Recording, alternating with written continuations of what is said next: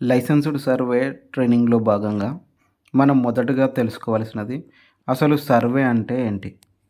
అసలు సర్వే అంటే ఏదైనా సంస్థ గురించి గానీ, ఏదైనా విషయం గురించి గానీ, వస్తువు గురించి గానీ, దానికి సంబంధించిన పూర్తి వివరములను సేకరించి వాటిని సైంటిఫిక్‌గా భద్రపరచడం.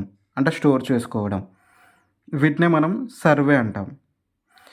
ఇప్పుడు సంస్థలనుకోండి. సంస్థలన్నాం గదా! సంస్థలు అంటే స్కూళ్ళే కావచ్చు, కాలేజీలు కావచ్చు, హాస్పిటల్స్ కావచ్చు, మొదలగునవి ఏవైనా గూడా గావచ్చు. వాటిని వాటికి సంబంధించిన డీటెయిల్స్ అన్నీ గూడా మనం తీసుకొని ప్రతి దానికి సంబంధించిన ప్రతి విషయం తెలుసుకొని దాన్ని సైంటిఫిక్‌గా మనం స్టోర్ చేసుకోవడమే సర్వే. అదేవిధంగా మనం ఇప్పుడు భూమి సర్వే అంటే ఏంటి? భూమికి సంబంధించిన ప్రతి వివరములు అంటే ఇప్పుడు ఒక రైతు దగ్గర ఒక పొలం ఉందనుకోండి. దానికి సంబంధించిన ప్రతి వివరం అంటే రైతు యొక్క భూమి హద్దులు, వాటి కొలతలు, ఇప్పుడు హద్దులు ఉన్నాయి భూమి.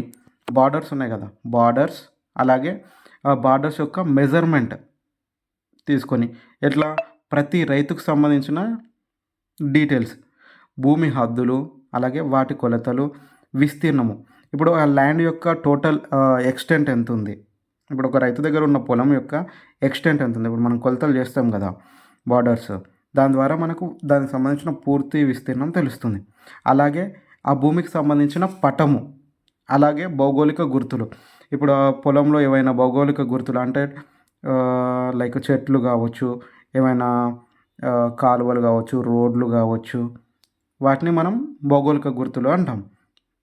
భూమి తరము. ఇప్పుడు ఆ భూమి తరము అంటే అది భూమి తరి భూమియా? ఖుష్కి భూమియా? అన్న దాని వివరములు. అలాగే చిస్తు. మనం ఇంతకుముందుకు అప్పట్లో భూమికి చిస్తు కడుతుండే ప్రతి రైతు. అంతకుముందు కట్టిన చిస్తు గురించి గూడా అలాగే మొదలగు భూ వివరములు అన్నీయు సేకరించి దానికి సంబంధించిన ప్రతి వివరం మనం తీసుకొని చట్టపరంగా గుర్తించి వాటిని భద్రపరచడాన్నే మనం భూమికి సంబంధించిన సర్వే అని అంటాం. ఇప్పుడు తెలిసింది గదా! భూమికి సంబంధించిన సర్వే గురించి. Okay friends.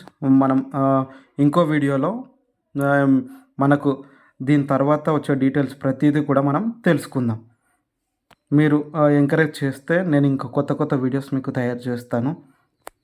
Okay friends. Thank you.